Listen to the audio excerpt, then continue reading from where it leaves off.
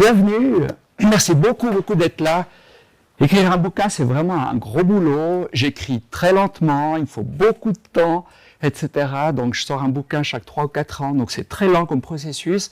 Et puis quand le bouquin sort, c'est toujours pour moi un événement. Donc merci beaucoup d'être là pour cette présentation, pour ce vernissage. Donc je vais vous parler du point nodal, qui est un concept que j'ai approfondi un petit peu au fur et à mesure de ma pratique professionnelle.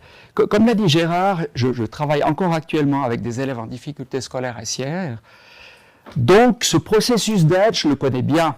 Hein, comment on fait à partir du moment où on signale un élève en difficulté, jusqu'au moment où on identifie le levier d'intervention, hein, ce que j'appelle moi le point nodal.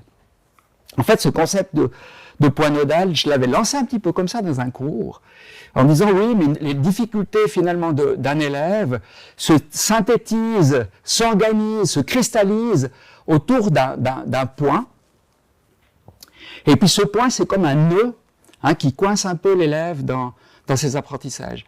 D'où l'idée de ce concept de point nodal qui résume un petit peu la dimension systémique de l'échec scolaire, et puis de levier d'intervention, hein, qui serait ce point d'appui qui est le point nodal. Donc cette conférence vous présente un petit peu cette démarche d'aide, et puis comment le point nodal s'inscrit à travers les différentes étapes de la démarche d'aide. Je vais commencer par des remerciements. Alors d'abord, remerciements à Gérard, justement, qui organise pratiquement maintenant toutes mes interventions. Donc un immense merci. C'est un gros boulot d'organiser une soirée comme celle-ci. En plus, il y aura un apéritif, il y a la vente des livres, etc. C'est vraiment un gros boulot d'organisation. Donc infiniment merci Gérard. Merci à Pauline qui s'occupe de la partie technique. Et puis je veux remercier aussi les relecteurs. Donc je fais chaque fois relire mes bouquins par une équipe qui est toujours un petit peu la même de relecteurs.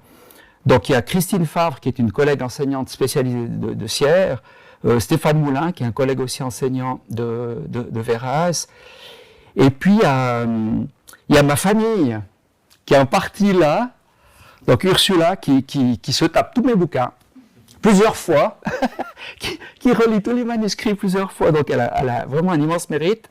Il y a Evan qui est là, qui est une de mes filles. Mes 3 filles ont l'âge maintenant de pouvoir relire aussi un petit peu et corriger. Donc merci beaucoup à ma famille. Et puis Pascal, qui est là aussi, mon frère, qui est neuropsychologue, qui s'occupe qui a un cabinet de thérapie à Lausanne, et puis qui lit aussi chacun de mes ouvrages. Donc un immense merci à ma famille. Et puis je voulais remercier encore une personne, mais qui n'est pas là ce soir. J'en parlerai plusieurs fois durant la conférence, c'est Olivier Ribaud, qui a préfacé l'ouvrage. Quand j'ai commencé à réfléchir à cette question du point nodal et de la démarche d'aide, je me suis rendu compte qu'il y avait un parallèle à faire entre la démarche d'enquête policière, vraiment à la Colombo, hein, vous connaissez la série, hein, on arrive sur le lieu du crime, on prend des traces, des indices, et puis on essaye d'articuler ces différentes traces pour comprendre en fait la scène de crime. Et quand j'ai commencé à réfléchir à cette question-là, j'avais aussi lancé un petit peu cette métaphore avec les étudiants, en disant c'est un peu comme une enquête policière. Et finalement, j'ai fait le pas, j'ai téléphoné à Lausanne, à l'Institut de sciences forensiques de Lausanne, donc il y a un institut qui est connu mondialement hein, autour de l'enquête policière. Puis j'ai dit, j'aimerais parler à quelqu'un. Et puis on m'a passé Olivier Ribaud, qui a dirigé cet institut, et puis qui est maintenant professeur à l'Institut de sciences forensiques, et puis qui m'a vraiment beaucoup aidé dans cette réflexion-là. Donc j'ai pris son ouvrage, si jamais vous voulez le feuilleter tout à l'heure, après la conférence, j'ai dévoré ce bouquin. C'est vraiment un peu le mode d'emploi de l'inspecteur de police, hein, du lieutenant de police. Et puis lui, c'est un spécialiste de la trace. Autrement, je fais quoi à partir du moment où j'arrive sur la scène du crime, que je constate que voilà, il y a un verre brisé, qu'il y a une trace de sang, et je fais quoi à partir de là pour identifier les traces pertinentes, hein, qui deviennent des signes puis des indices, et qui permettent finalement de comprendre la cohérence globale de la scène du crime. Et finalement, je me suis dit, mais quand je fais mon travail d'enseignant spécialisé avec mes élèves à Sierre, je fais un peu la même chose. C'est-à-dire qu'on me signale un élève en difficulté. Moi, j'appelle ça la scène du crime pédagogique. Il y a une difficulté, il y a un élève qui est victime de la situation. Et comment je fais à partir de l'identification de traces, vraiment, hein, je reprends les termes d'Olivier Ribot, comment je fais à partir de l'identification de traces pour faire des liens entre ces différentes traces et petit à petit avoir une compréhension la plus fine possible de la situation de l'élève en difficulté. Donc Olivier Ribot, de nouveau, je le citerai plusieurs fois, il a préfacé mon ouvrage et puis c'est vraiment, je lui dois vraiment beaucoup par rapport à cet ouvrage. Donc j'ai prévu après 1h30 avec les questions pour ce temps de conférence. N'hésitez pas à poser des questions durant la conférence, il y a des choses qui ne sont pas claires. De toute façon, il y aura un moment aussi à la fin pour les questions. Je vais vous présenter d'abord la démarche PPI qui avait fait l'objet d'un autre ouvrage que j'avais écrit, ça fait quelque temps. Et puis dans cet ouvrage sur le PPI, j'avais consacré quelques lignes au point nodal en disant oui, mais finalement dans cette démarche-là, hein, qui part du signalement jusqu'au moment du bilan pour l'élève en difficulté, il y a un moment clé, charnière, où je dois décider de la priorité d'intervention. Et puis dans les cours que je donne ici à l'HEP, je disais ouais, et puis ce point d'appui, ça s'appelle le point nodal. Et puis chaque fois les étudiants disaient ouais, c'est bien joli ce point nodal, mais c'est quoi exactement et comment on fait pour le trouver? Puis je dégageais un peu en corner en disant oui, mais c'est un peu intuitif, c'est un peu l'expérience. Et puis là, je me suis dit qu'il fallait que j'approfondisse au niveau théorique ce qu'est ce point nodal et comment il s'inscrit dans la démarche PPI. Donc je vous montrerai d'abord les 4 étapes principales de la démarche, et puis ensuite je vais reprendre chacune des étapes au point 2, 3, 4, 5, et puis montrer comment ce point nodal il s'actualise dans les différentes étapes de la démarche PPI. Donc ce qui va guider tout le processus d'aide, c'est la démarche PPI. Puis le point nodal, c'est un moment particulier où je vais réfléchir justement à cette priorité d'intervention. Donc d'abord la démarche PPI. Alors comment? Pourquoi une démarche PPI? Quand j'ai commencé à travailler en tant qu'enseignant spécialisé avec des élèves en difficulté scolaire, j'avais tendance à me précipiter sur ce qui faisait l'objet du signalement. Typiquement, un élève est signalé chez moi en appui pour des difficultés de lecture, j'avais tendance à faire plus de lecture avec l'élève. Même chose pour les mathématiques, même chose pour l'orthographe, pour la conjugaison, etc. Et puis je me suis rendu compte qu'en fait, c'était beaucoup plus compliqué que ça. C'est-à-dire que souvent, ce qui fait l'objet du signalement, c'est une cristallisation d'une problématique sous-jacente. Et je me suis rendu compte que 9 fois sur 10, il ne s'agissait pas de travailler sur ce qui fait l'objet du signalement. Ce qui est assez troublant. Ça ne veut pas dire que l'objet du signalement est faux. Mais ça veut dire que l'enseignant titulaire de classe, quand il vient me voir et qu'il me signale un élève, il me signale ce qui est le plus prégnant pour lui, ce qui est le plus visible. Et évidemment, comme il enseigne maths français, il va me signaler l'élève pour des difficultés maths français. Donc je suis tombé longtemps dans ce piège-là de répondre trop rapidement à la demande telle qu'elle était exprimée par l'enseignant titulaire de classe. Et puis je me suis rendu compte qu'en fait, les causes de l'échec scolaire sont multiples. Donc j'ai essayé de faire une petite typologie des causes possibles, avec 3 centrations, une centration sur l'élève, sur le milieu familial ou sur l'école. En tant qu'enseignant, on a quand même tendance assez facilement de faire une centration sur l'élève. Quelque part, c'est un peu l'élève qui est coupable. S'il est en échec, c'est un peu de sa faute. Et on est assez bon en tant qu'enseignant pour pas trop aller chercher dans des explications alternatives. Ce qui veut dire qu'on aurait tendance assez rapidement à s'occuper de l'élève indépendamment du contexte dans lequel il est, ou bien de l'enseignant avec qui il est, ou bien de la famille dans laquelle il est, et qui a peut-être certaines valeurs qui sont plus ou moins proches de l'école.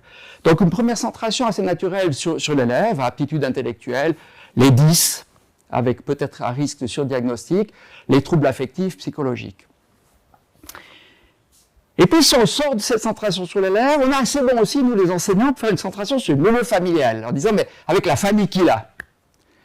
Et puis assez rapidement, on peut pointer aussi les difficultés liées à un manque de suivi par les parents, des tâches à domicile par exemple, ou bien des milieux qui sont assez éloignés des préoccupations scolaires, qui donnent peut-être peu d'importance à ce qui se passe à l'école. Et puis troisième centration, je pense la plus difficile pour nous en tant qu'enseignants, c'est dire qu'en fait on parle d'échec scolaire. Échec scolaire, ça veut dire échec de l'école. Hein. L'adjectif scolaire désigne bien l'école. Donc, on ne peut pas se dédouaner complètement d'une responsabilité en tant qu'enseignant de l'échec. Évidemment, hein, il n'y aurait pas d'échec scolaire s'il n'y avait pas d'école. Donc, cette centration sur l'école, c'est une troisième centration qui me paraît importante quand on mène cette démarche PPI, parce qu'elle nous oblige à regarder de manière plus large et regarder aussi le contexte dans lequel l'élève se trouve. Moi, j'ai régulièrement des élèves qui sont en difficulté scolaire avec un enseignant et qui ne sont plus en difficulté scolaire avec l'enseignant de l'année qui suit. Ça veut quand même dire qu'il y a quelque chose qui se joue à l'école entre un enseignant et un élève qui se joue plus ou moins bien. Donc une explication, c'est aussi celle-là, hein, c'est dire, mais finalement, l'effet maître, est-ce que l'enseignant n'aurait pas quelque chose à voir là-dedans? Est-ce que l'établissement n'aurait pas quelque chose à voir là-dedans? Ou est-ce que l'école, dans son fonctionnement institutionnel, n'aurait pas quelque chose à voir là-dedans? Donc pourquoi la démarche PPI? Parce que justement, mon élève, il se trouve quelque part là au milieu.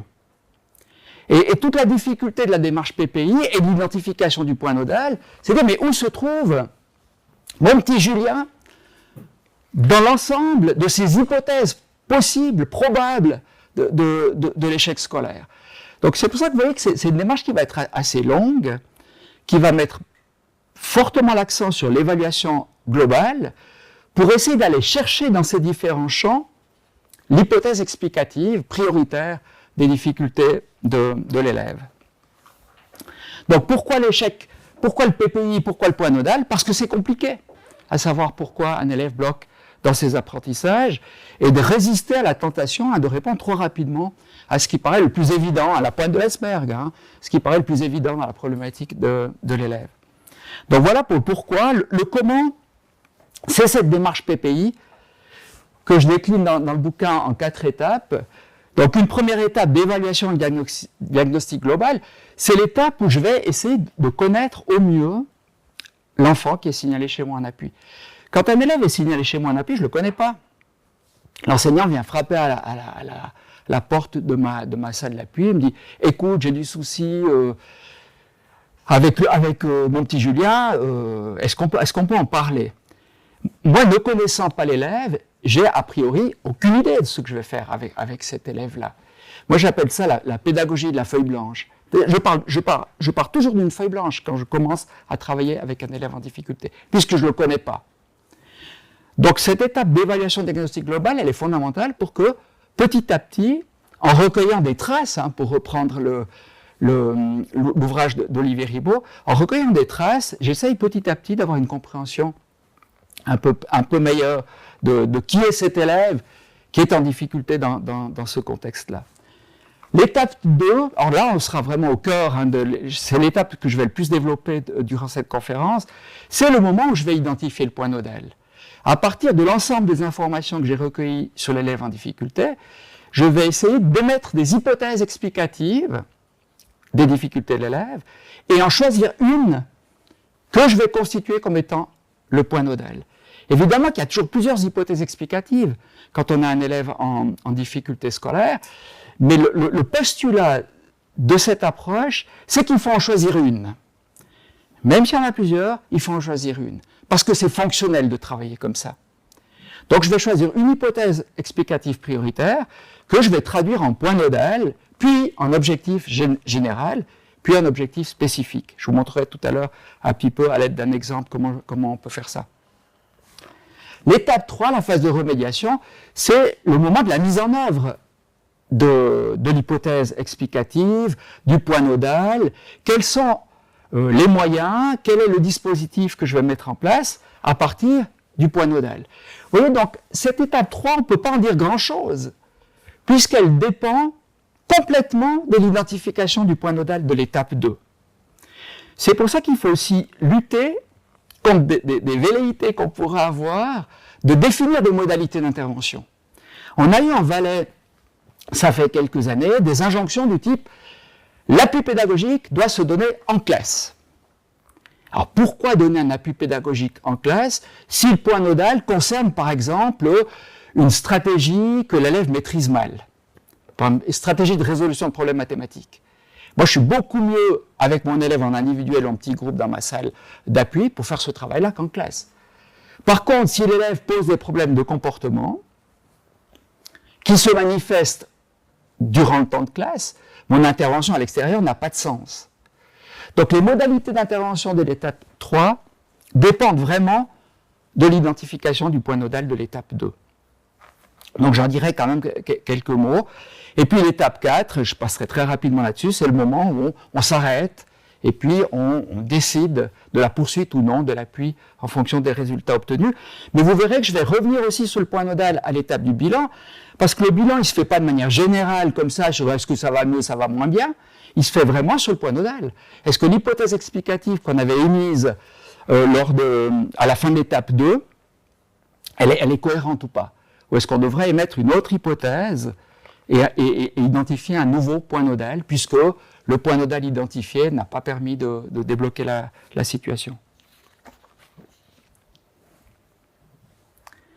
Donc ce que je vous propose maintenant, c'est justement de reprendre ce concept de point nodal, d'essayer de le définir et de voir comment il se décline dans les différentes étapes.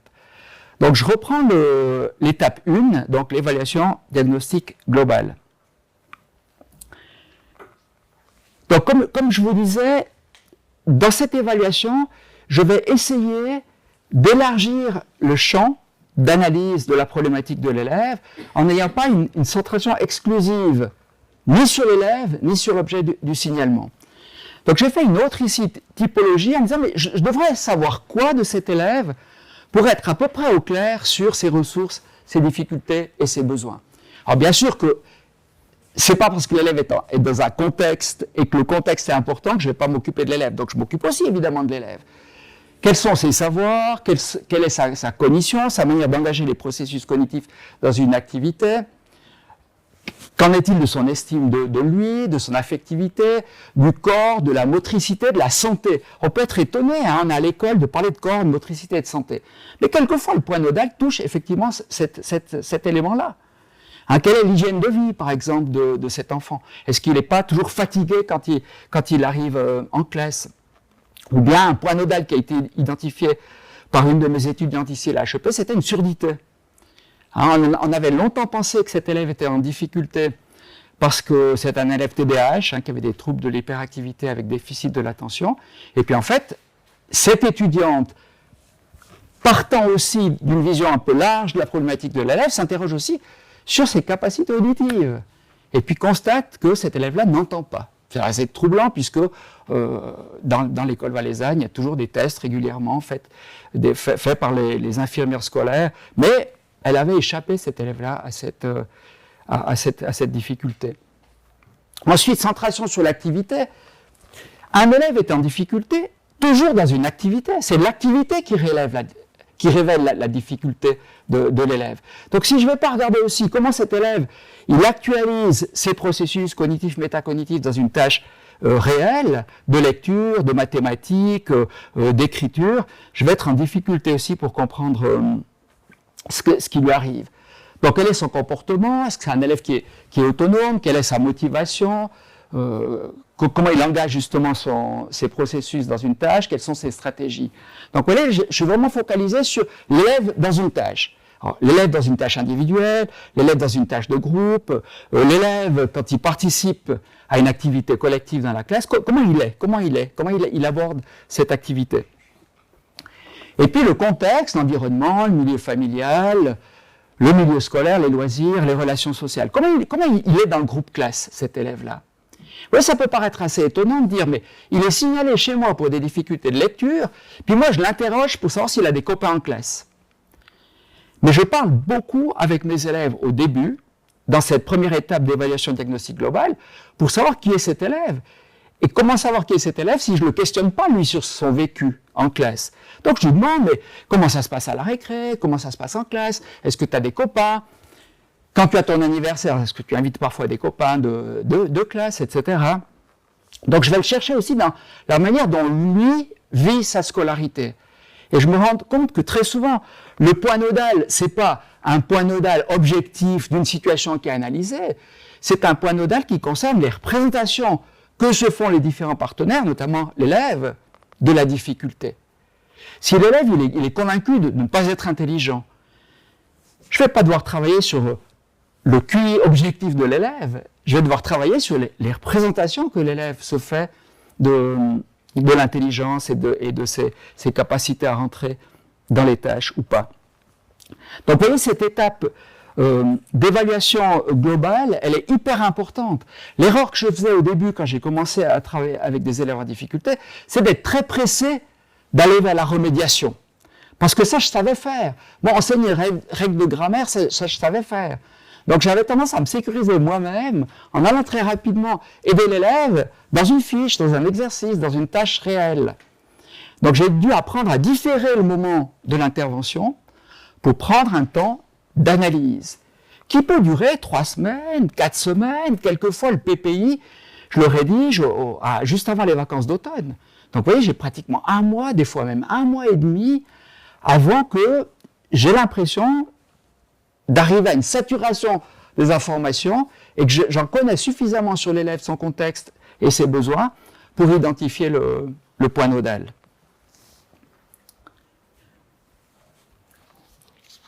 L'étape de rédaction du PPI, donc l'étape 2, au moment où à l'étape 1, j'ai réuni toutes ces informations sur l'élève, son contexte, la famille, ses loisirs, etc., je vais devoir rédiger un PPI. Vous voyez, vous avez là la démarche PPI en 4 étapes, et puis l'étape 2, c'est l'étape de rédaction. Je vous montrerai tout à l'heure le formulaire que j'utilise pour rédiger. Donc là, je m'assieds derrière mon ordinateur, et puis je classe les informations que j'ai recueillies à l'étape 1, et c'est dans cette étape-là que je vais identifier le point nodal. J'ai constaté plein de choses sur cet élève, hein. Comment il est en salle de gym, lors de la récréation, en classe, comment ça se passe avec sa famille, dans la gestion des tâches à domicile, etc., etc. Comment ça se passe avec l'enseignant, quelles sont les méthodes pédagogiques utilisées par l'enseignant. Je fais quoi de tout ça? À la fin de l'étape 1, je suis souvent dans une phase de confusion, c'est-à-dire que je ne sais pas. J'ai beaucoup d'infos, mais je fais quoi de tout ça? Vous voyez, on retrouve un peu l'idée de l'enquête policière, c'est que une fois que Colombo arrive sur le lieu du crime, il a recueilli plein de traces, il y a toujours un petit carnet, hein, si vous connaissez la série, il a toujours un petit carnet, puis il note tout ce qu'il constate sur le lieu du crime, puis il interroge les gens, puis il va voir aussi ailleurs, c'est hyper intéressant de voir qu'il ne reste pas sur le lieu même du crime, mais il va ailleurs, comme moi je vais essayer d'aller ailleurs, au-delà du fait que l'élève est signalé pour des problèmes de lecture, et puis on réunit toutes ces traces-là, sur un petit carnet, moi dans mon portfolio, et puis à mon âge, je dis, je fais quoi de tout ça? Et Colombo, on le voit tourner ses pages, relire ses notes, et puis essayer de voir la cohérence globale de toutes les traces qu'il a recueillies. Et c'est à partir de la cohérence globale qu'il va émettre une hypothèse explicative sur qui est le coupable dans cette histoire. Donc ce travail-là, vous voyez qu'il part d'une évaluation diagnostique globale, c'est un petit peu en entonnoir, hein.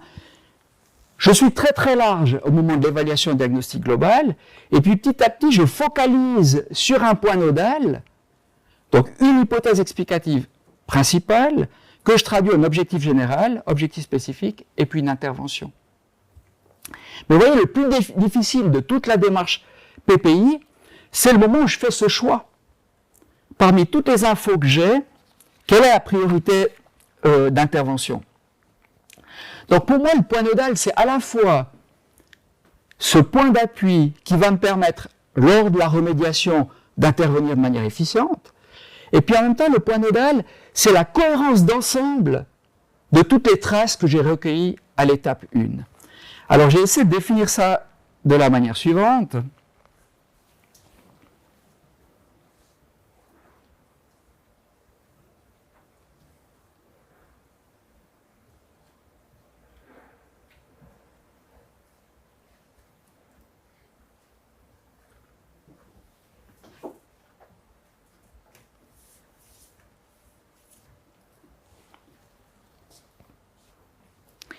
l'idée, en fait, c'est qu'il y a une cohérence d'ensemble de toutes les informations que j'ai recueillies jusque-là. Et j'essaye de faire rentrer toutes les infos que j'ai recueillies jusque-là dans cette vision d'ensemble de la problématique. Et des fois, il y a même des éléments qui me paraissent a priori anecdotiques qui doivent rentrer dans la cohérence. Je me souviens d'un élève que j'avais, son enseignante me dit, mais comme ça dans une discussion lors de l'étape 1 d'évaluation de diagnostic global, elle me dit, ouais, c'est assez bizarre, c'est un élève qui était en 4e, hein, en 4H, mais c'est bizarre, il écrit jamais en lié. Il écrit toujours en script. Alors je note ça à la Colombo, je note ça sur mon petit carnet, puis je ne sais pas très bien ce que je vais faire de ça. Mais il faut qu'au moment où j'analyse l'ensemble des traces que j'ai recueillies, il faut que cet élément-là aussi rentre dans la cohérence de la scène du crime pédagogique. Et puis effectivement, ce n'était pas par hasard que cet élève-là n'écrivait pas en lié. Il y avait quelque chose, alors c'est un peu la psychologie du café du commerce, mais il y avait quand même quelque chose autour du lien. Donc c'est un élève qui avait beaucoup de peine à tisser des liens, dans une famille très éclatée comme ça, un élève qui avait beaucoup de problèmes à tisser des liens. Et puis ce fait-là qu'il n'écrivait pas en lié, ça a été pour moi le déclencheur d'une réflexion plus globale sur pourquoi cet élève est en difficulté scolaire. Et ça a été une des clés qui m'a permis d'identifier le point nodal. Donc c'est pour ça que je parle d'organisateur des informations recueillies, et puis en même temps point d'appui lors de la phase de remédiation. Pour les visuels, j'ai fait un petit dessin ici. Le point nodal serait ce point-là, qui est en fait le point d'appui, le point sur lequel je vais appuyer avec mon levier pour faire basculer l'échec. Vous voyez, c'est comme si le point nodal, c'était un point d'appui d'Archimède. Hein. Si je veux avoir beaucoup de force pour faire basculer la masse, j'ai intérêt à mettre mon levier à un certain endroit. Je pourrais le mettre ailleurs, et probablement que la masse bougerait aussi. Mais j'aime l'hypothèse que si je mets mon levier à cet endroit-là, j'aurai beaucoup plus de force. Donc vous voyez, le point nodal, c'est l'hypothèse que je retiens parmi l'ensemble des hypothèses que je peux émettre, parce que je pense que si j'appuie là, je vais avoir beaucoup plus de force.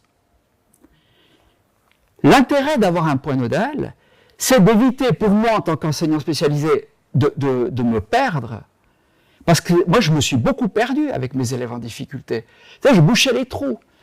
Je faisais un petit peu de lecture un jour, et puis l'élève venait chez moi avec son cahier de dictée. Je voyais bien qu'il faisait plein d'erreurs d'orthographe. Donc je faisais une petite remédiation en orthographe, et puis je voyais qu'il n'était pas très bien organisé pour ses tâches à domicile. Je l'aidais un petit peu à s'organiser. Mais voyez, en faisant ça, j'avais de nombreux points d'appui, puis finalement je bougeais un petit peu d'un côté, je mettais un point d'appui de l'autre, etc. Et puis en fait, la masse ne bougeait pas. Parce qu'en fait, je n'avais pas d'intervention clairement identifiée sur une priorité. Et le point nodal, il nous aide à ça. Il nous aide à avoir une priorité d'intervention. Alors ça m'aide, moi en tant qu'enseignant d'appui, mais ça nous aide aussi les partenaires autour du PPI, c'est-à-dire l'enseignant, l'élève et les parents. C'est-à-dire qu'une fois que j'ai identifié ce point nodal, je vais proposer cette hypothèse alternative aux différents partenaires, leur dire, mais qu'est-ce que vous pensez? Et si c'était ça, la difficulté de l'élève? Et si on appuyait sur ce point d'appui-là, est-ce que vous ne pensez pas qu'on pourrait débloquer la situation? Donc ouais, c'est utile pour moi, et c'est utile pour la collaboration. C'est-à-dire qu'on va tous appuyer sur le même point d'appui. Alors que ce qui se passe assez régulièrement dans la pratique, c'est que les parents aident un peu l'enfant à la maison, l'enseignant aide évidemment l'enfant en classe, moi en tant que maître d'appui, j'aide un peu évidemment l'enfant en appui, et puis il y a peut-être la logo, et puis il y a peut-être la psychomotricienne, et puis chacun y va un petit peu de son point d'appui. Vous voyez bien que si moi j'appuie là, puis que les parents appuient là, puis que l'enseignant appuie encore ailleurs, finalement les forces elles vont s'annuler. Et c'est contre-productif. Et on voit bien que de multiplier les interventions, c'est pas toujours une bonne idée.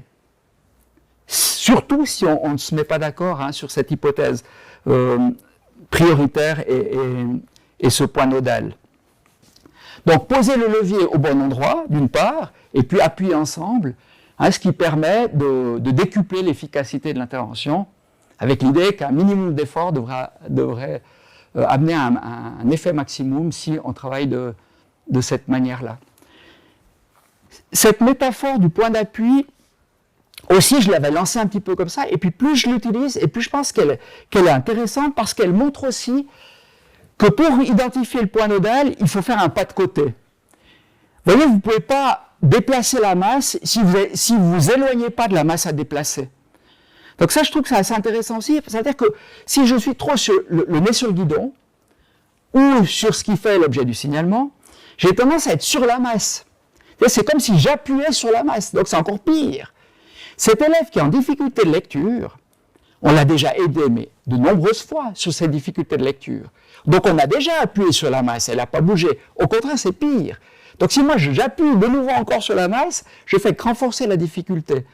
Donc mon travail, c'est justement de prendre un peu de distance, de regarder l'échec scolaire un peu de loin, ce que je fais justement dans l'étape 1 de la démarche PPI, et puis cette prise de distance me permet d'avoir un peu de recul sur la problématique de l'élève, et puis d'avoir peut-être une vision alternative. Si je suis trop le nez sur le guidon, je risque de tomber finalement sur une hypothèse qui a déjà été émise par mes collègues, par les parents, etc. Donc de reculer, de prendre un peu de distance, ça va m'aider à recadrer sur la problématique de l'élève. Donc je vais vous donner un exemple maintenant d'une de mes élèves que j'ai appelée Lina. Donc c'est une vraie situation que j'ai eue dans le cadre de l'appui. Puis je vais vous montrer très concrètement comment j'ai essayé de faire à partir de l'identification des ressources, des difficultés et des besoins de l'élève pour identifier le point nodal.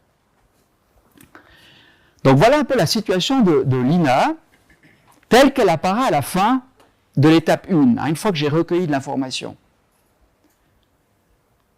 Donc je constate que mon élève a un comportement adapté, mais qu'elle fait pour faire, elle dit ne pas être intelligente, elle a une grande sœur qui réussit bien sa scolarité, qui réussit très bien sa scolarité, elle fait preuve de pensée divergente, donc une élève qui est capable d'avoir aussi un regard différent sur la situation de classe ou sur les activités qu'elle doit réaliser.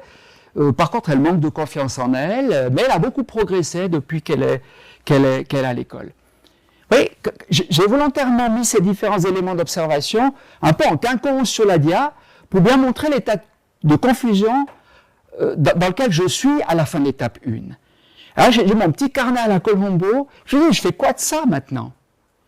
Vous voyez que cette étape-là, elle est hyper importante, mais elle est hyper difficile. Parce que je vais travailler plutôt sur quoi? Sur sa pensée divergente, sur le fait qu'elle fait pour faire, sur le fait qu'elle est enfant reine, c'est-à-dire que on s'occupe beaucoup d'elle et peut-être un petit peu trop et qu'elle manque d'autonomie.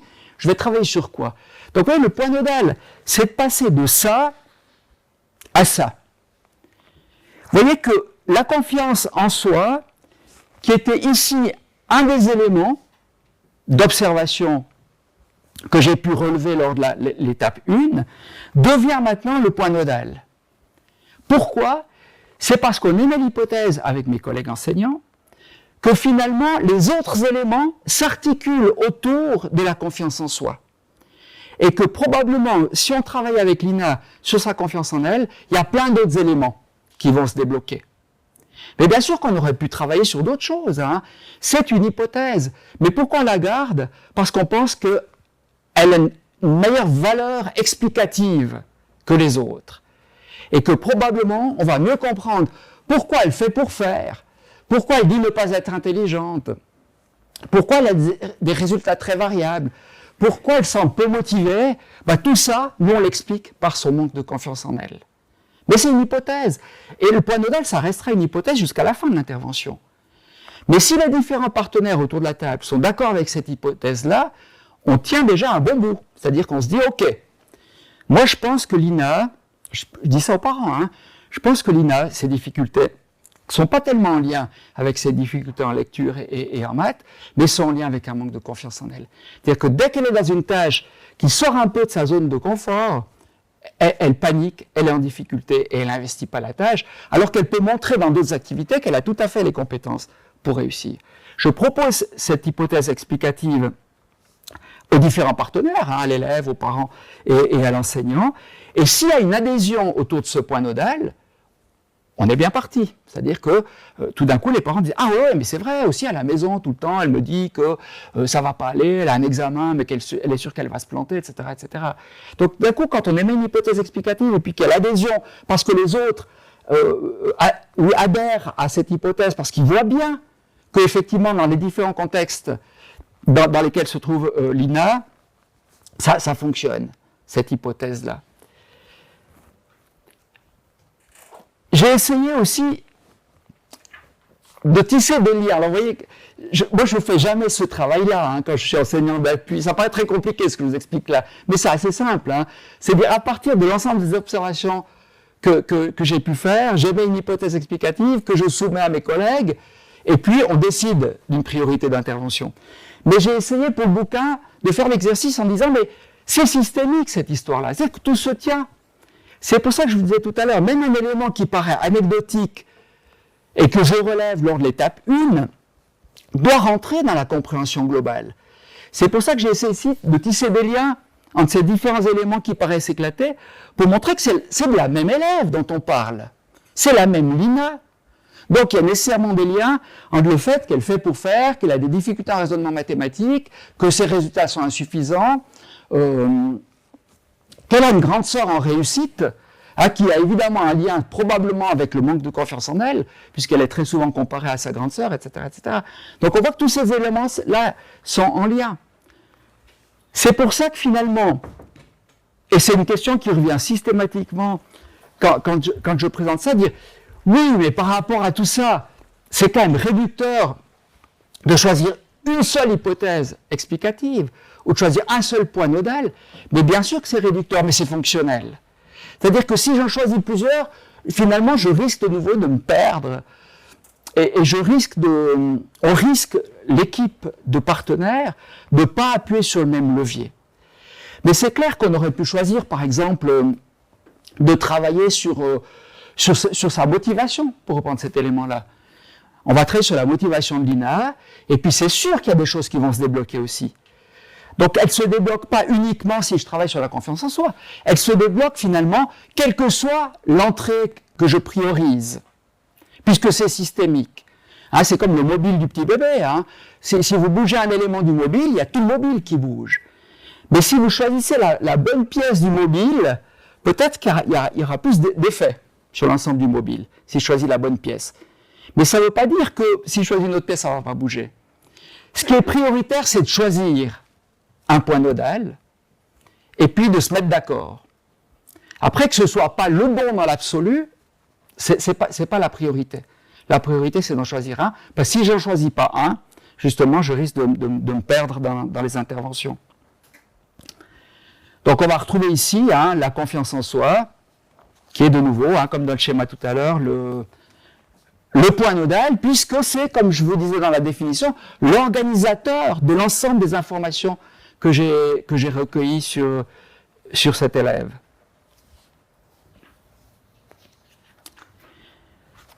Très souvent, le point nodal, c'est un concept. Ici, la confiance en soi. Mais ça peut être la motivation, ça peut être les stratégies d'apprentissage, ça peut être la relation que l'élève tisse ou non avec ses pairs dans la classe, etc. Mais c'est très souvent un mot, un concept. Au début, quand j'ai travaillé de cette manière-là, je me contentais du mot, en disant « Ok, confiance en soi, point nodal ». Depuis, j'ai besoin de mettre un petit peu du texte autour. C'est-à-dire de nourrir un petit peu la compréhension que j'ai de ce concept de confiance en soi, parce qu'autrement, ça risque d'être un concept un petit peu bateau. Donc voilà pour l'INA, comment j'ai formulé ça.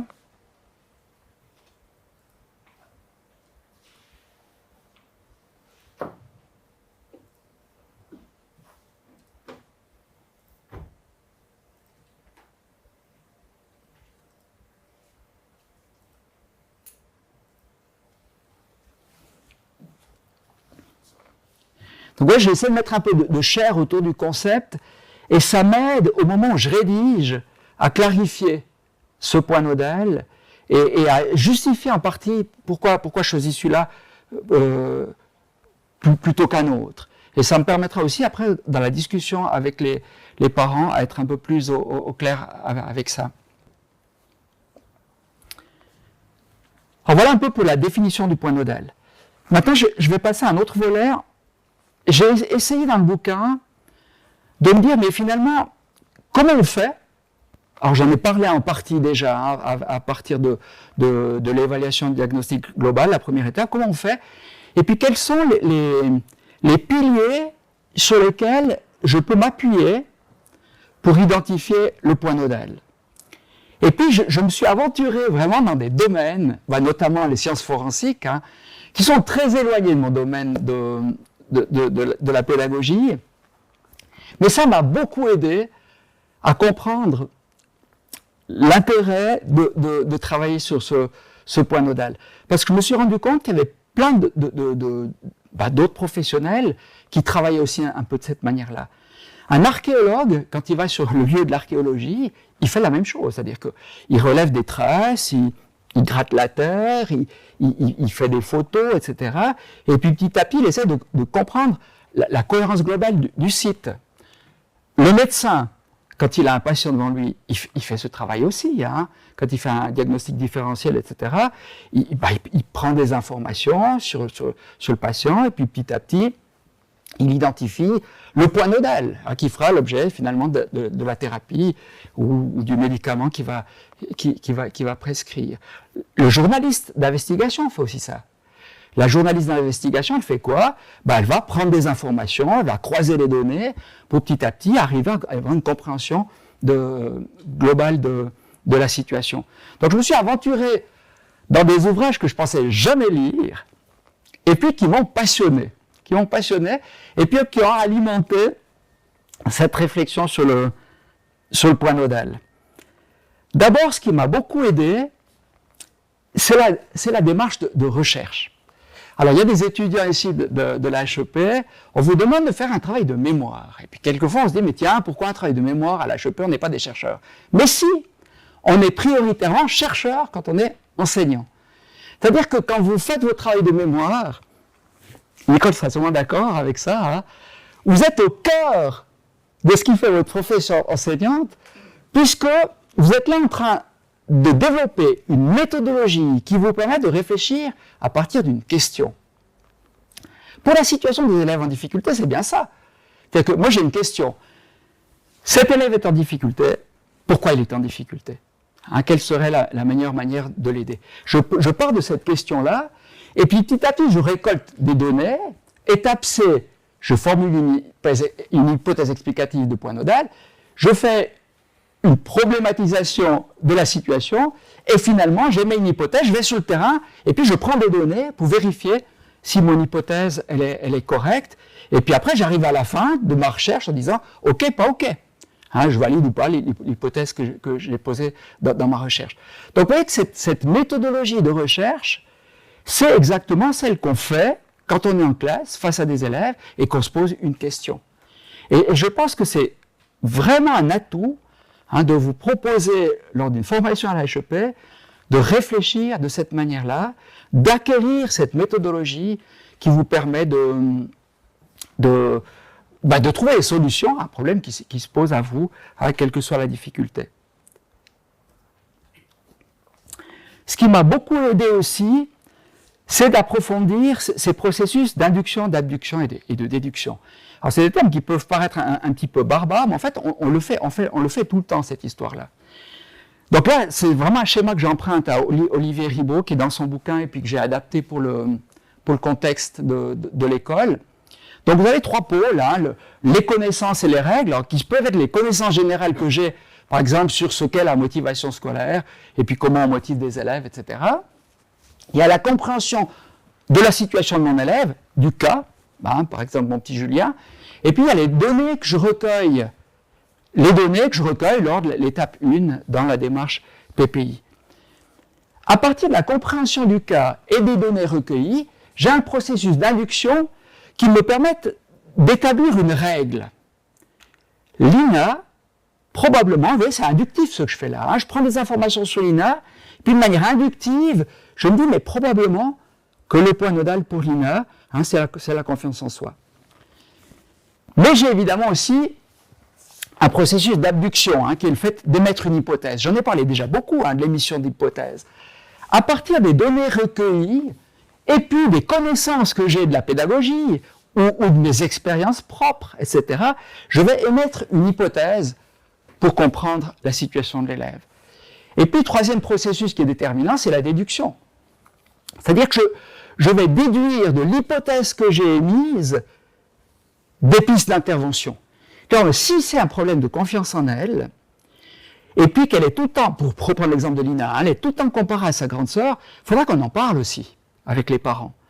Et puis il faudra que quand je vois les parents, je leur dise que je suis persuadé que Lina, elle a de très bonnes compétences intellectuelles et qu'elle peut aussi bien réussir que sa sœur.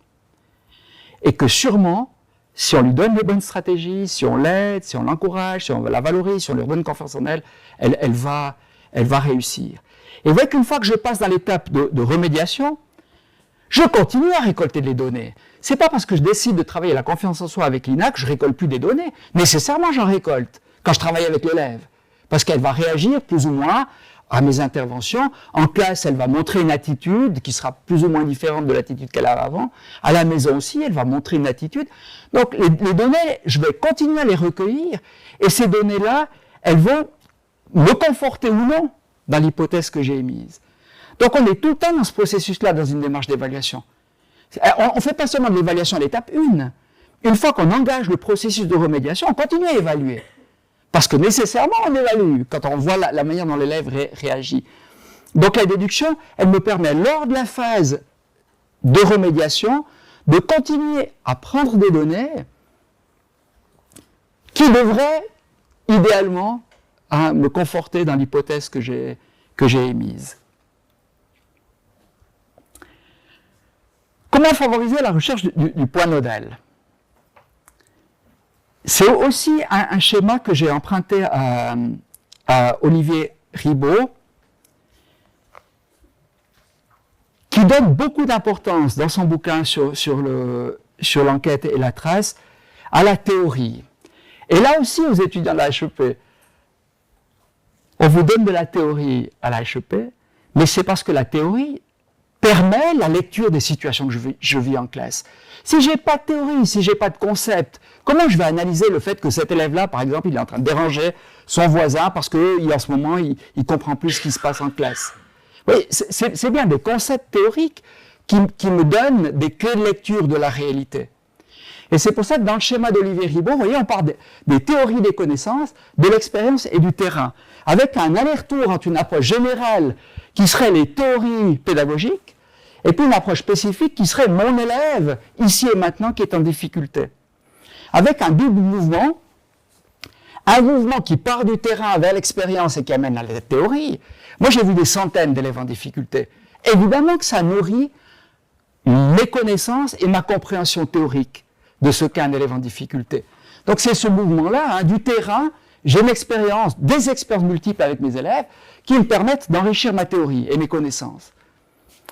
Mais la théorie et les connaissances, les bouquins que je lis de pédagogie, ils m'éclairent aussi sur la situation de mon élève.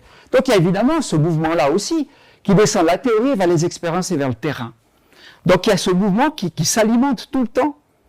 Et c'est pour ça que j'espère vraiment qu'une fois que vous avez terminé la HEP, vous continuez à lire des ouvrages théoriques et des articles théoriques. Lisez Résonance, lisez l'Éducateur, lisez les dossiers. C'est ce qui nourrit cet aller-retour. Plus j'ai des concepts théoriques élaborés, plus j'aurai des clés de lecture sur la situation de mon élève. Donc identifier le point nodal, c'est faire appel à son expérience, ok, mais aussi grandement à la théorie. On gagne beaucoup de temps en lisant un ouvrage théorique. Il y a des gens qui sont penchés sur cette question-là, et puis en lisant ça, nous en tant qu'enseignants, on comprend des choses qu'on ne comprendrait pas sans ces éléments de théorie-là. Donc l'importance de la théorie. Ensuite, j'ai écrit un chapitre aussi dans le bouquin sur l'intuition. Alors ça, jamais j'aurais imaginé d'écrire un jour quelque chose sur l'intuition. J'aime bien que moi les choses soient carrées. J'aime bien comprendre ce qui arrive. J'aime bien pouvoir mettre des mots dessus, une approche un peu cartésienne comme ça des choses. Et là, comme j'avais lancé aux étudiants, mais faites confiance à votre intuition, j'ai lu plusieurs ouvrages sur ce qu'est l'intuition. Et j'ai trouvé une définition de Fabrice Midal qui m'a beaucoup plu. Lui, il dit « L'intuition, c'est une rationalité souterraine ». Alors ça m'a beaucoup parlé. Et puis, j'ai lu aussi des bouquins sur l'hypnose, Erickson, qui travaille aussi un petit peu là-dessus, en disant, mais finalement, quand on est dans un environnement, comme ce soir, aujourd'hui, dans cette salle, on reçoit beaucoup d'informations. Il y a très peu d'informations qu'on traite de manière consciente. Mais il y a beaucoup d'informations qu'on engrange de manière souterraine. Et il semblerait que c'est quelque part dans notre inconscient, et puis que ça demande à se manifester si on donne les bonnes conditions pour que ça se manifeste. Alors c'est pour ça que j'ai de nouveau une métaphore, ça vaut ce que ça vaut, hein. La métaphore du volcan, c'est comme s'il couvait de manière souterraine la lave, et puis qu'à un moment donné, elle va sortir. Mais elle ne sort pas toujours, hein, mais c'est sûr qu'elle couvre toujours. Donc la rationalité souterraine, c'est le fait de manière inconsciente, toutes les informations qu'on a traitées, elles sont là, et puis elles travaillent sans qu'on en ait nécessairement conscience. Et puis à un moment donné, ça jaillit. Et l'intuition, c'est ce moment où émerge de cette rationalité souterraine quelque chose qui est de l'ordre mais c'est ça que je dois faire avec cet élève. C'est ça. Et l'intuition, c'est ce qui éclate à l'extérieur, qui vient de profondeurs insondables qu'on n'arrive pas à laquelle on n'arrive pas à accéder, mais qui émerge à un moment donné comme ça. En fait, je me suis rendu compte que cette intuition, je l'utilisais souvent sans vraiment m'en rendre compte. Quand je donne des cours à la HEP, sur le PPI, je viens toujours avec le dossier d'un élève sous le bras, à un moment donné dans le cours. Et puis, je tourne les pages du dossier d'élève, puis je dis aux étudiants, voilà où j'en suis. À la fin de l'étape 1, voilà les informations que j'ai de cet élève. Puis comme pour Lina, je dis voilà, elle a une grande socle, elle réussit bien à l'école. Puis je tourne les pages. Et puis à un moment, je dis aux étudiants, maintenant, mettez-vous par groupe et émettez une hypothèse explicative et identifiez le point nodal pour cet élève-là. Donc on fait l'exercice, des fois à Lausanne même, on est 8 ans dans la salle, à faire l'exercice autour de la situation d'un élève. Puis après, je demande aux étudiants de s'exprimer en disant, mais quelle est l'hypothèse que vous émettez par rapport à cette situation, quel est le point nodal?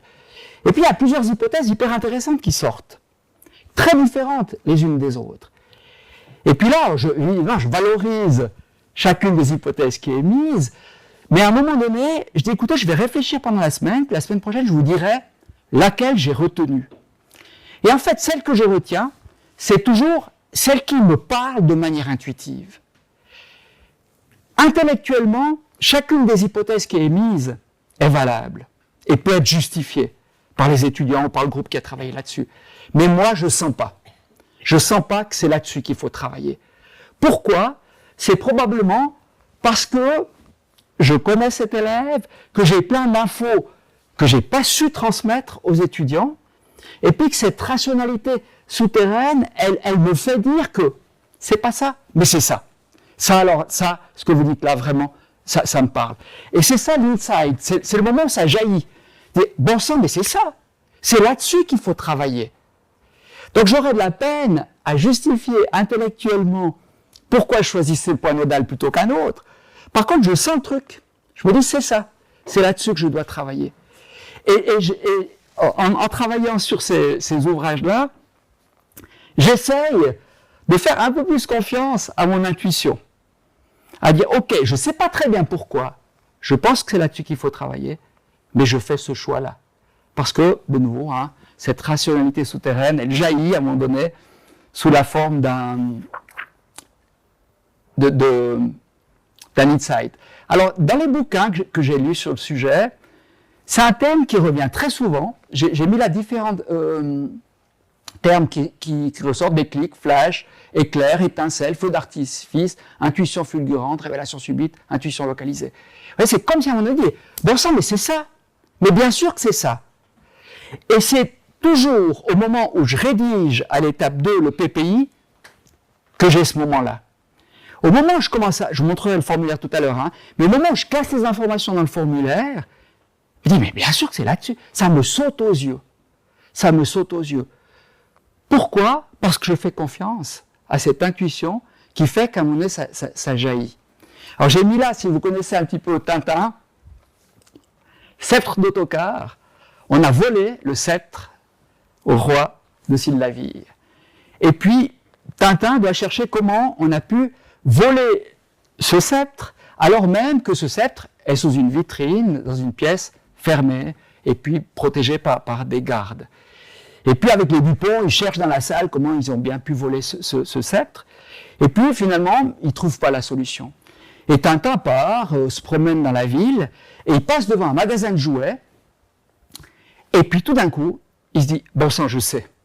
Ils ont utilisé l'appareil photo avec un ressort pour éjecter le sceptre à travers la fenêtre, puis ils l'ont récupéré de l'autre côté de la rivière. Pourquoi il le trouve à ce moment-là? Parce qu'il a arrêté de chercher. Et là, en lisant aussi les ouvrages sur l'intuition, l'insight et ce fameux déclic, en fait, on se rend compte que les conditions pour que ça apparaisse, c'est d'arrêter de chercher. Là, il faut beaucoup chercher, puis on dire, ben, stop. Hein, je fais une pause, je fais autre chose. Et très souvent, même dans les recherches scientifiques, hein, les chercheurs disent, mais c'est le moment où j'y pensais plus que j'ai trouvé la solution. Donc c'est comme s'il fallait laisser de nouveau se faire cette rationalité souterraine sans trop s'en occuper pour qu'à un moment donné émerge, comme pour Tintin, hein, la solution à un problème sur lequel on a longtemps travaillé. Mais il faut travailler longtemps pour ça. C'est-à-dire que cette intuition, elle n'arrive pas comme ça. Elle arrive à partir du moment où on a préparé le terreau. Si le terreau il n'est pas préparé, vous n'aurez jamais d'intuition. Donc ça ne nous dispense pas du tout de tout le travail en amont de réflexion, mais ça nous donne de faire confiance aussi à quelque chose qui est plus important. Alors vous connaissez peut-être aussi Gottlieb, qui dessine toujours dans ses gags Isaac Newton, qui aurait découvert la loi de la gravitation universelle en voyant tomber une pomme et puis en s'interrogeant sur pourquoi cette pomme elle tombe et pourquoi elle ne décolle pas et pourquoi elle tombe toujours en direction du centre de la Terre, etc. Mais de nouveau, il semblerait que Newton ait trouvé la loi de gravitation au moment où il la cherchait plus. Donc il se promène dans la nature, puis à un moment donné il voit tomber une pomme, et puis tout d'un coup il comprend la loi de la gravitation. Donc il faut avoir un projet. J'aime bien cette expression, l'intention guide l'intuition. Je ne vais jamais avoir cette intuition si je n'ai pas une intention. Donc mon intention, c'est de chercher pourquoi Lina est en difficulté scolaire, pourquoi elle bloque dans les apprentissages. Donc c'est ça qui me conditionne constamment. Et autrement, je n'aurai jamais cette intuition si je n'ai pas cette intention de répondre à cette question-là. Ensuite, ça demande un lâcher-prise et un laisser-venir. L'effet d'incubation. Alors l'effet d'incubation, je le connaissais déjà en didactique des mathématiques. On sait par exemple qu'en mathématiques, si vous avez un groupe classe, 20 élèves dans votre classe, et les élèves sont en difficulté dans la résolution d'un problème mathématique, vous séparez la classe en deux, puis vous dites à une moitié de classe, continuez à chercher, puis à l'autre moitié de classe, vous faites autre chose. Puis après quelques temps, vous dites à l'équipe qui fait autre chose, revenez maintenant au problème mathématique. On se rend compte que c'est cette deuxième partie de la classe qui va trouver la solution. Parce qu'on a fait confiance à l'incubation. Donc à un moment donné, quand on cherche trop, on ne trouve plus. Donc il faut avoir ce lâcher-prise, ce laisser venir, pour que, de manière souterraine, se fasse ce travail-là qui permet ensuite d'avoir l'intuition. Et puis écouter ses émotions. Alors ça aussi, c'est quelque chose que j'ai beaucoup de peine à faire. Les émotions sont une traduction d'une information que je prends dans l'environnement. Et des fois, je ne sais pas pourquoi j'ai cette émotion plutôt qu'une autre. Mais c'est de nouveau un traitement que je fais inconsciemment d'une situation où je ne me sens pas très bien. Bon, on l'a tous vécu, vous avez une relation, vous rencontrez quelqu'un que vous ne connaissez pas, et puis vous sentez qu'il y a quelque chose qui se passe en vous, positif ou pas. Puis, pourquoi j'ai cette impression négative ou positive par rapport à cette personne que je ne connais pas? Et l'émotion, elle nous traduit quelque chose aussi qui est peut-être indicible, mais qui est un indicateur intéressant dans la recherche du point nodal. Alors j'ai essayé de faire ce petit exercice-là en disant, mais dans une démarche PPI qui va du signalement, passant par l'évaluation, la phase de remédiation et l'arrêt de la mesure, ce fil-là qui serait le fil de la démarche PPI, il y a évidemment tout le temps des émotions qui apparaissent. Alors je me suis dit, tiens, il y a peut-être de l'euphorie au moment où on a le point nodal, mais il y a peut-être un peu de tristesse, hein, mais bon sang, mais ça ne marche toujours pas. Puis après, il y a une période où on reprend confiance en soi. Et puis finalement, je me suis dit, mais je dois être plus à l'écoute de mes émotions. Et ça, c'est un collègue qui travaille à Monter en appui qui m'a dit un jour, moi, quand je vois un élève rentrer dans ma salle d'appui et que je soupire, c'est le moment de changer. C'est le moment de changer.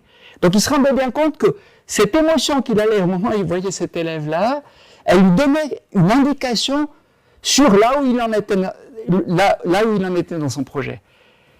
Et s'il soupirait, c'est que probablement quelque chose lui disait qu'on n'était pas sur la bonne voie et qu'il fallait probablement changer d'hypothèse explicative et de point nodal. Donc l'émotion, c'est aussi un peu comme l'intuition, hein.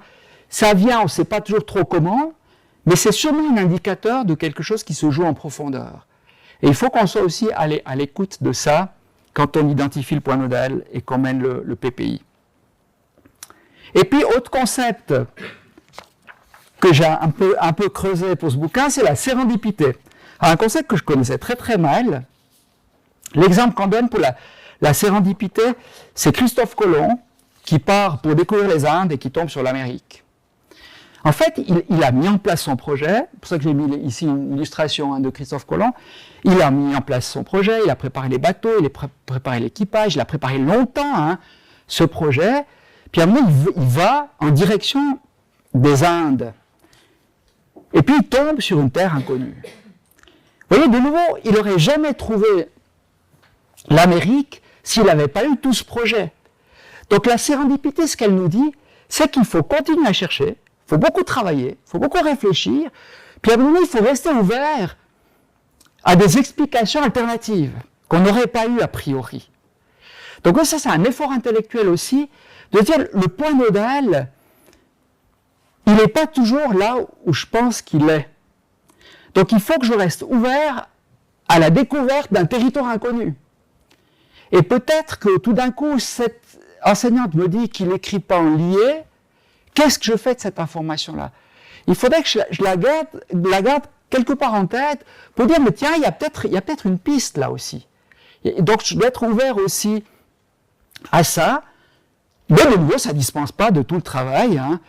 C'est ce que disent les différents auteurs, Pasteur, Balzac, Catelin, le hasard ne favorise que les esprits préparés. C'est-à-dire, oui, c'est bien parce qu'il a préparé l'expédition qu'il tombe sur un nouveau continent. Le hasard ne visite jamais les sots. Pour favoriser la sérendipité, il faut être poète et mathématicien, artiste et savant. Alors moi, pendant des années, je pense, j'ai été beaucoup plus cartésien que poète. J'essaye d'introduire un peu de poésie dans ma manière d'accompagner les élèves, justement pour avoir cette part aussi de créativité ou de pensée divergente. Et puis, un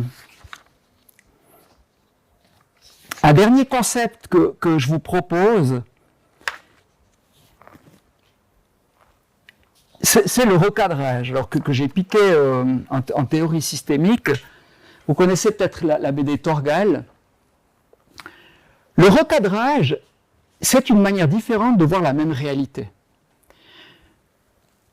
Les enseignants, les parents, l'élève, ils voient cet élève qui bute en lecture sur le décodage. Et puis en fait, c'est ça qui focalise toute l'attention.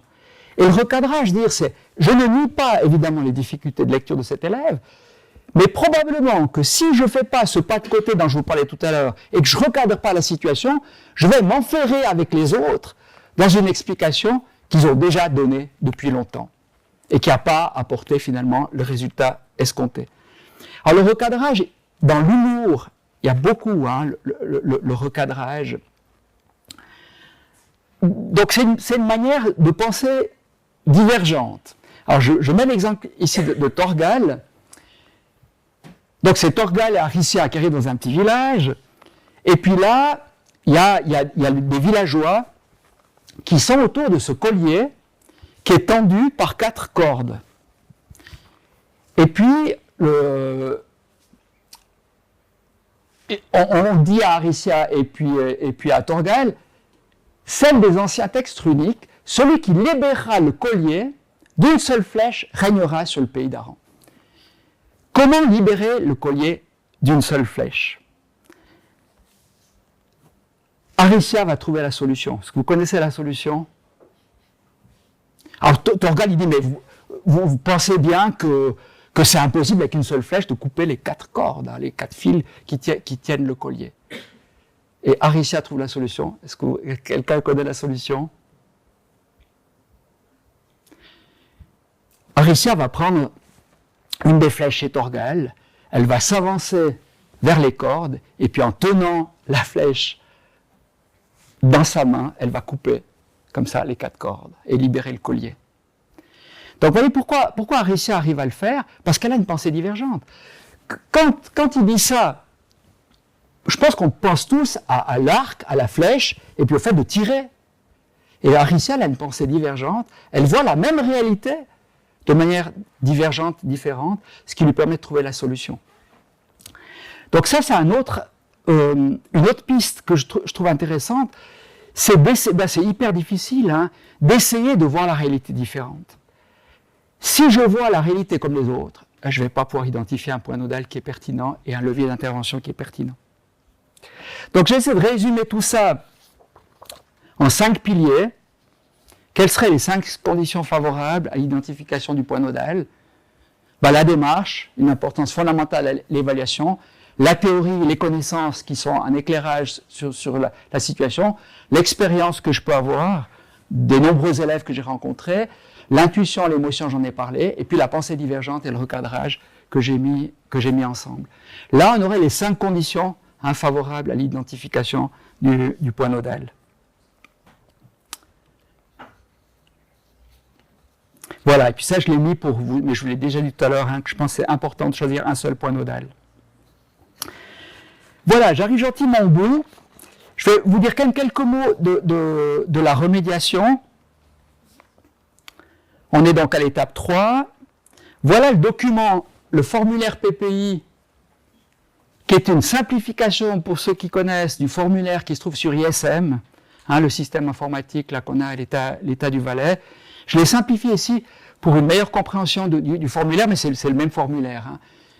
Dans cette démarche PPI, vous avez une première page ici, sur laquelle on note les ressources et les besoins et difficultés de l'élève. Ça, c'est un peu ma feuille de synthèse des observations. À la fin de l'étape 1, une fois que j'ai réuni toutes les informations sur l'élève, je les classe dans ce tableau. Ça, c'est pas compliqué à faire, ça. Hein. Je veux dire, c'est simplement un classement de ceux qui relèvent des ressources, ce qui va bien, et ceux qui relèvent des difficultés, ce qui ne va pas bien. Et puis j'ai mis 4 sous-titres, comportement, attitude face à la tâche, discipline spécifique, en général maths français, et puis famille et divers. Et puis au moment où je pose les éléments d'observation dans le tableau, tout d'un coup émerge le point nodal, parce que tout d'un coup je vois des récurrences dans les observations. Ah, l'enseignant m'a dit qu'effectivement, elle ne terminait pas une fiche quand c'était un peu difficile. Les parents me disent qu'elle ne veut jamais faire son devoir de maths parce qu'elle pense qu'elle est nulle en maths, etc. Et puis tout d'un coup, en plaçant ces éléments-là, je vois que dans les différents contextes d'observation, on retrouve un petit peu les mêmes éléments. Donc ça, c'est pas compliqué à faire, hein, c'est vraiment le carnet de Colombo. La page 2, c'est comment je passe de ça à l'hypothèse explicative et au point nodal. Vous voyez, la première ligne de la page 2, c'est de loin l'étape la plus difficile. Je fais quoi de tout ça? Donc là, je vais formuler mon hypothèse explicative, comme je vous l'ai montré tout à l'heure pour l'INA, qui va se traduire en objectif général, et puis en objectif spécifique pour la classe, pour l'appui, pour la maison, et puis les procédures et moyens, le qui fait quoi. Donc vous voyez, si vous suivez le formulaire, en fait, vous suivez la démarche. Hein, vous suivez la démarche PPI, vous remplissez au fur et à mesure le formulaire, et vous respectez la démarche PPI. Voilà ce que ça donne pour l'INA en traduction en objectif général.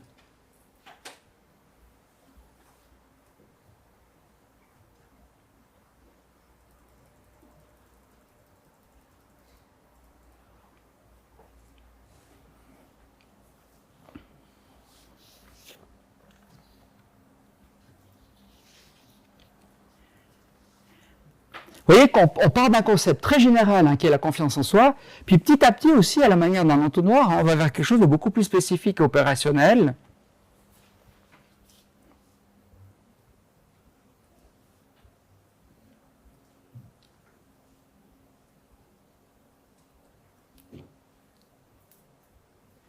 Lina, dorénavant, tu ne commenceras pas un exercice avant de venir à mon bureau raconter la consigne. Vous voyez, ça devient très opérationnel. Hein. Alors, c'est en lien avec la confiance en soi, mais ça devient opérationnel. Si je n'ai pas un objectif opérationnel, l'élève, il ne peut pas s'engager dans le projet. Si je dis, mais tu dois avoir plus confiance en toi. Non, très concrètement, ça se traduit comment? Vous voyez, donc, c'est hyper important de passer de ce concept très général à quelque chose d'opérationnel qui permet la mise en œuvre et la réponse au qui fait quoi. Et puis finalement, ça donne ceci.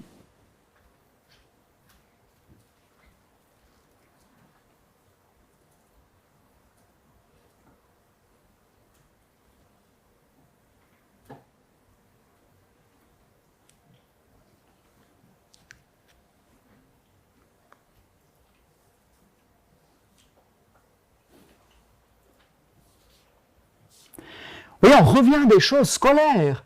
Au moment où on définit les objectifs spécifiques, on n'est plus dans des concepts un petit peu éthérés ou très éloignés de la réalité scolaire. Là, le but de l'appui ou de toute aide qu'on peut apporter aux élèves, c'est quand même qu'ils réussissent à l'école. Donc c'est pas parce qu'on a le concept de confiance en soi qu'on n'a pas le souci qu'elle sache lire une consigne et la comprendre. Donc on revient au scolaire, mais en colorant la médiation grâce au point nodal. Il y a 36 manières de travailler la consigne avec l'élève. Mais je peux colorer ma médiation par le point nodal, en l'occurrence pour Lina, la confiance en soi. Une fois qu'on a fait ça, on a une séance, vous voyez, on est tous autour de la table et on discute de l'hypothèse explicative, on se met d'accord, et c'est hyper important que tout le monde adhère au point nodal à ce moment-là, on se répartit le travail, qui fait quoi, et puis on signe le document. Le PPI, ça devient un document signé, qui devient contrat d'intervention pour les différents partenaires.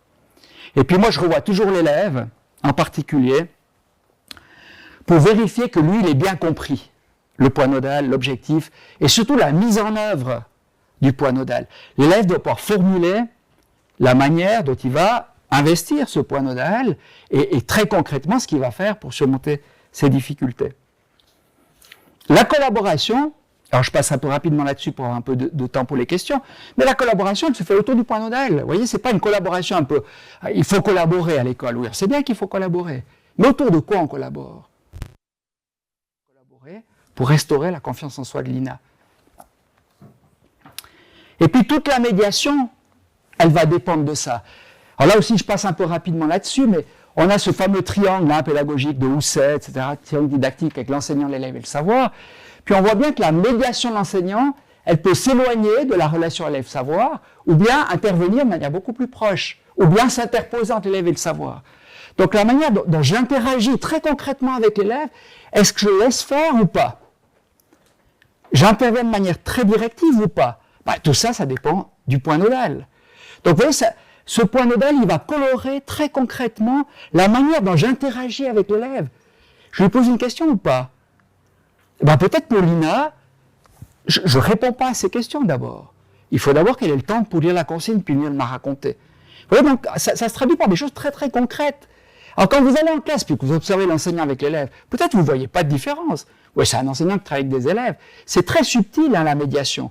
C'est la manière dont j'interagis avec l'élève de manière hyper fine, j'interviens pas. Et si j'interviens, est-ce que j'interviens du côté du savoir? Je fais une régulation autour de la conjugaison des verbes à l'imparfait, ou j'interviens auprès de l'élève et par exemple sa confiance en elle. Donc vous voyez, il y a tout un jeu dans ce rythme pédagogique qui fait que c'est plus tout à fait la même chose. Une fois que j'ai le point nodal, c'est plus tout à fait la même chose.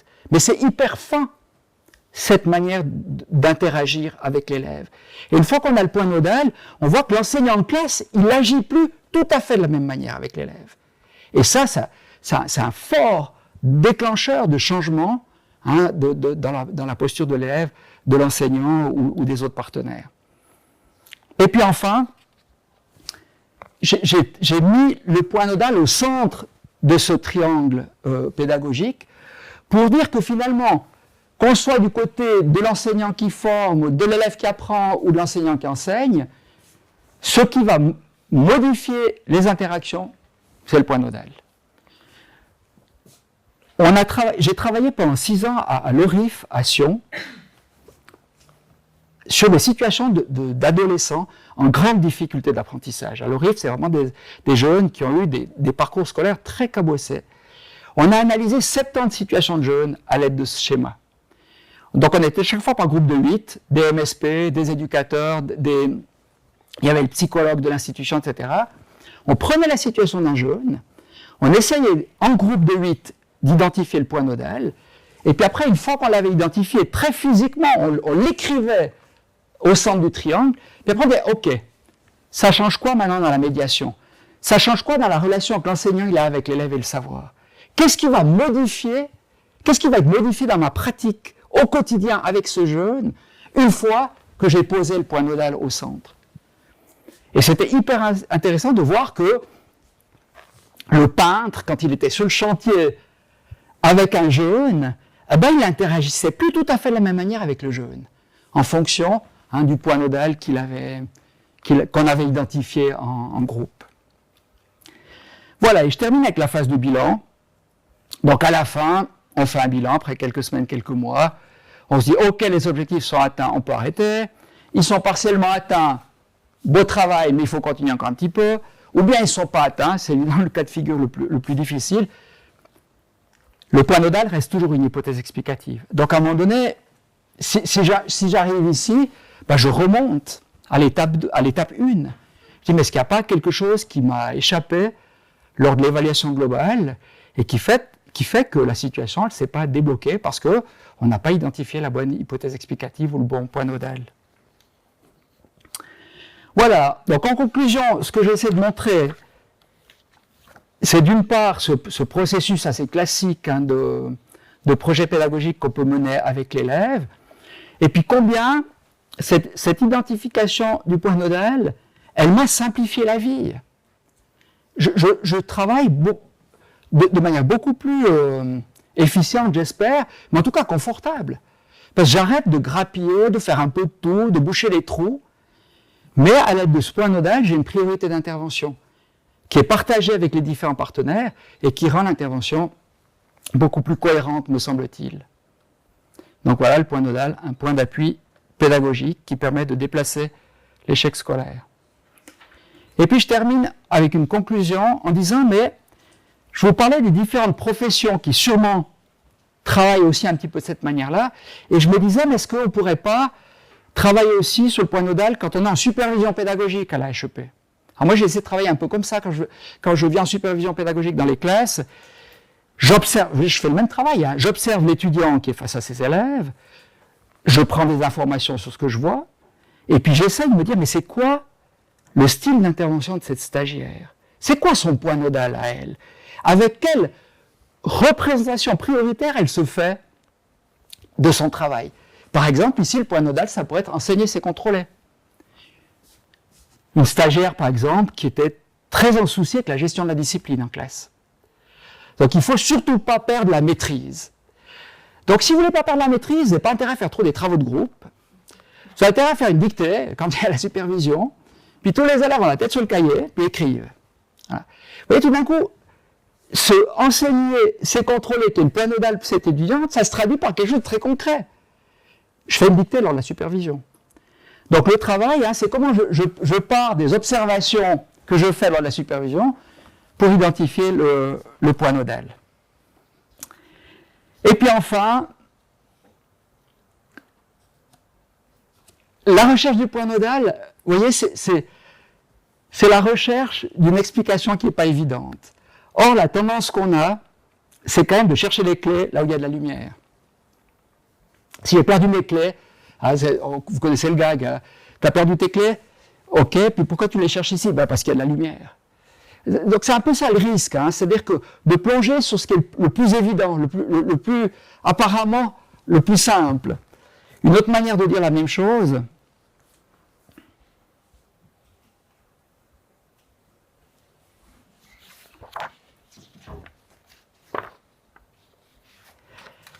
et ça, malgré tout ce que je vous dis, le nombre de fois je me fais encore piéger par la fiche de maths à terminer. Les élèves, ils viennent dans ma salle d'appui, et la fiche de maths à terminer. Je fais la fiche de maths. Sans colorer ma médiation par le point nodal. Donc c'est très difficile, à lever la tête du guidon et à garder toujours le phare du point nodal pour faire de toutes les activités scolaires que je réalise avec l'élève une occasion de travailler le point nodal. Vous pouvez travailler la confiance en soi sur toutes les activités que vous faites avec votre élève. Et c'est assez subtil de nouveau, la manière dont j'interagis avec l'élève, où je mets l'accent sur la confiance en soi. La fiche en soi, elle est la même, mais c'est ma médiation qui change. Voilà. Je n'ai pas tout dit, puisque l'ouvrage est en vente. Comme ça vous encourage peut-être à acheter l'ouvrage. Donc il y a la librairie Saint-Augustin qui est venue là, la Procure, qui est venue là, et puis qui présente les ouvrages, si jamais ça vous intéresse. Et puis, on peut passer, dans les minutes qui restent, à des questions, des remarques, des commentaires que vous auriez à partir de cette présentation. Merci en tout cas beaucoup votre attention. Vous êtes très attentifs, c'est impressionnant. Je ne peux pas trop vous regarder parce que... Alors, est-ce que vous avez des questions ou des remarques sur cette présentation? Oui. Oui, moi je m'interroge sur ce concept utilisable dans le degré supérieur en fait. Enfin, on voit bien que ça peut être transposé dans plusieurs domaines de l'enseignement. Est-ce que vous avez réfléchi aussi ou pensé à ce point nodal peut-être plus applicable dans les degrés supérieurs parce qu'on n'a pas forcément ces appuis spécifiques. Enfin voilà, il y a quand même des différences. Donc il pourrait tout à fait être intéressant aussi au secondaire 2 par exemple, où on a aussi les échecs, on a aussi les retournements, etc. Juste voir si vous avez un éclairage peut-être. En fait, quand je me suis lancé dans l'écriture de cet ouvrage, je ne pensais pas écrire un ouvrage d'abord. Je pensais écrire un article, un truc de 10-15 pages. Finalement, j'ai écrit 160 pages là-dessus. Pourquoi? Parce que je me suis rendu compte, en lisant des choses, mais qui étaient très éloignées de la pédagogie, que c'était une question commune à de nombreuses disciplines. Alors ce bouquin, je pense vraiment que c'est plus un essai. Moi, je maîtrise de loin pas tout ce que j'ai écrit là-dedans. Vraiment, je suis allé grappiller un petit peu à gauche, à droite, et puis j'ai l'impression qu'on peut répondre oui à votre question, parce que ce point nodal, c'est quand même une manière de réfléchir à une problématique complexe. Et ça me fait penser à une collègue amie que j'ai croisée dernièrement. Puis elle me dit, j'ai lu ton bouquin, elle est enseignante. Hein. Elle a lu ton bouquin, et puis souvent à mon mari, je lui dis en mangeant à midi, mais ça c'est le point nodal. Je lui dis, mais comment ça? Elle me dit, ouais, parce que des fois je suis en conflit avec lui, etc. Puis je dis, mais qu'est-ce qui nous met en conflit en fait? Qu'est-ce qui ne joue pas dans la relation que j'ai maintenant avec toi? Et puis elle utilise ce concept de point nodal pour dire, tu m'écoutes pas. Alors, je ne sais pas si c'est l'explication qu'elle donne de son mari, mais ça pourrait être ça, par exemple. Dire, mais ce qui ne joue pas dans notre couple, c'est qu'on n'arrive pas à s'écouter.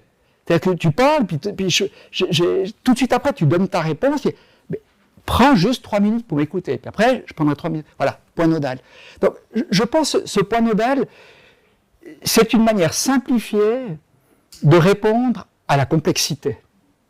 Donc, ça peut paraître un peu paradoxal de dire, mais la vie est tellement compliquée qu'il faut avoir une explication simple.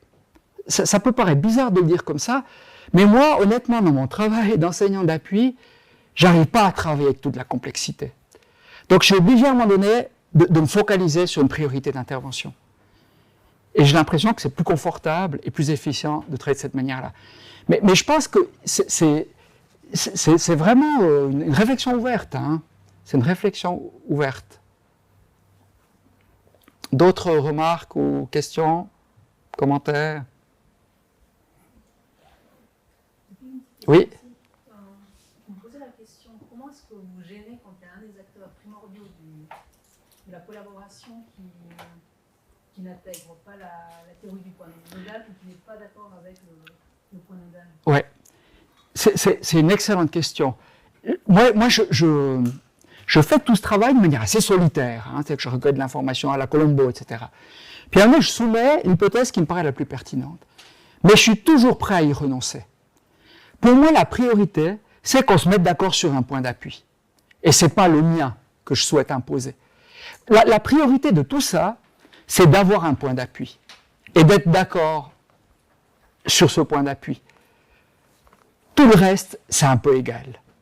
C'est pour ça que dans la séance PPI que je vous présentais là, cette séance, pour moi, l'objectif premier, c'est qu'on se mette d'accord. Parce que oui, c'est inutile que j'impose un point nodal. Je veux dire, ah mais non, mais à la maison, c'est pas du tout comme ça. Si c'est pas du tout comme ça, dites-moi, commencez à la maison, puis on va réfléchir ensemble à une autre hypothèse explicative. Mais c'est prioritaire qu'on appuie tous sur le même point d'appui. Autrement, de nouveau, les forces, elles vont s'annuler. C'est pour ça que j'ai dit 2 mots sur la collaboration, mais pour moi, la collaboration, elle est autour de l'identification du point nodal. Donc, je suis tout à fait prêt à y renoncer. Par contre, je ne suis pas prêt à renoncer sur l'objectif d'une priorité d'intervention. Parce que moi, j'ai fait pendant des années de boucher les trous. Je veux plus faire ça. Je veux plus faire. Parce que je me suis épuisé avec très peu de résultats et je vois que ce n'est pas une manière fonctionnelle de travailler. Donc ça, je propose à mes collègues de travailler autour de ça. Puis après, le choix lui-même du meilleur point nodal, ce n'est pas tellement la question. C'est le fait d'en choisir un et qui fait consensus. Voilà, on arrive bientôt à l'heure et demie. Est-ce qu'il y a encore une dernière question, une dernière remarque? Ou 2 dernières, 3 dernières? Et puis après, on va passer à l'apéro. Je m'interrogeais sur la compréhension de l'élève de tout ceci, la démarche du point nodal et l'intervention d'un tiers. Ouais. Est-ce qu'il est arrivé à certains de vos élèves de participer à la recherche de ce point nodal? Et est-ce que son adhésion, dans le cadre que vous constituez, est acquise? C'est de une excellente question, merci. Mais j'ai lu un bouquin au tout début du travail que je faisais en appui de Jacinthe Leblanc, qui est une Québécoise, qui a écrit un ouvrage sur le PPI, alors elle appelle ça le PRI, mais c'est égal, sur le PPI, sur la démarche d'aide qu'on mène là. Elle, son postulat de base, c'est que l'élève décide de tout le temps. Alors, elle a raison dans le sens où l'élève, il est au cœur du dispositif. Donc, si lui, il n'adhère pas au point nodal, si lui, il n'adhère pas au projet, si lui, il n'investit pas, s'il n'est pas motivé par le projet, ça ne sert à rien. Et pendant quelque temps, j'ai essayé de travailler comme ça, en étant mais très en retrait, d'un travail de coaching, où vraiment l'élève était premier, puis moi, j'étais juste là à l'accompagner dans sa réflexion. Et puis, honnêtement, j'ai beaucoup rééquilibré. Parce que je me dis, mais comment l'élève, qui a 5 ans, 6 ans, 8 ans, il peut être suffisamment lucide sur ce qui lui arrive. Moi, avec 30 ans d'expérience en appui, j'ai toujours des doutes. Ça reste toujours une hypothèse, mon point nodal. Donc, comment je peux amener mon expertise, mon savoir, mes connaissances, mes expériences, etc., pour aider à la compréhension? Ça, c'est le premier temps. Puis le deuxième temps, c'est comment je vais aider les autres à comprendre les enjeux, ou à émettre une autre hypothèse, ou à rentrer dans le projet. Et pour moi, c'est fondamental ce que vous dites là, parce que longtemps, j'ai cru, en faisant ce travail d'enseignant d'appui, que mon partenaire premier, c'était l'enseignant de classe régulière. Je suis convaincu maintenant que c'est l'élève. Je suis convaincu que c'est l'élève. Mais pas l'élève tout seul, et que je le suivrai comme ça un peu passivement pour voir ce que lui il a envie de faire, etc. Mais un élève que je vais accompagner dans la compréhension de ce qui lui arrive, en espérant qu'il adhère à la proposition, et puis qu'il adhère à l'hypothèse explicative qu'on a émise lors de l'entretien avec les différents partenaires. C'est pour ça que je revois toujours l'élève après cet entretien de réseau. Mais toi, tu as compris quoi de ce qui s'est passé là? Puis t'adhères pas, puis comment tu vois la mise en œuvre, etc. Mais c'est vrai que ça reste pour moi une question ouverte. À quel moment j'en fais trop? À quel moment j'en fais pas assez? À quel moment, mais c'est valable aussi pour les parents entrent vraiment dans un projet qui est le leur et qui n'est pas le mien, que j'impose parce que j'ai beaucoup réfléchi à la question. Donc c'est aussi un deuil à faire. Moi, je fais tout ce boulot, puis à un moment donné, je suis prêt à renoncer. Bah ouais. Autrement, je ne suis pas avec des partenaires qui ont capacité d'analyse qui est souvent meilleure que la mienne. Les parents, ils connaissent leur enfant beaucoup mieux que moi. Voilà, je vous propose qu'on s'arrête là. On peut poursuivre la discussion autour d'un verre.